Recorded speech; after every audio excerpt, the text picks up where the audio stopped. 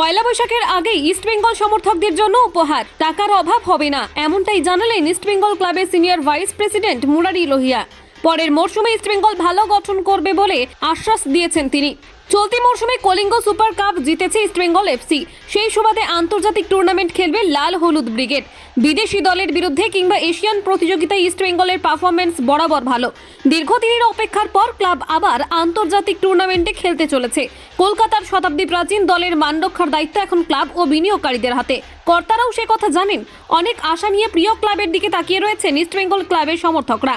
বাংলা ক্যালেন্ডারের নতুন বছরের আগে সিনিয়র ভাইস প্রেসিডেন্ট মুরারি লোহিয়ার দেওয়া আশ্বাস এই মুহূর্তে উপহারের থেকে কম কিছু নয়। লোহিয়া জোর গলায় দাবি করেছেন, সামনের মরশুমে ভালো গঠন করার জন্য চেষ্টা চালাবেন কর্তারা। তিনি এও বলেছেন, টাকার অভাব হবে না। শনিবার বলা তার এই মন্তব্য লাল হলুদ সমর্থকদের মনে নতুন করে আশার সঞ্চার করার জন্য যথেষ্ট। বলাই বাহুল্য, এবারের বার পুজোকে কেন্দ্র করে লাল হলুদ তাঁবুতে দেখা যেতে পারে বাড়তি উদ্যম।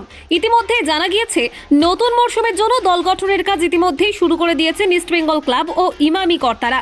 লোহিয়া জানিয়েছেন, ক্লাব ও বিনিয়োগকারী কর্তাদের মধ্যে ইতিমধ্যেই হয়েছে একটি বৈঠক।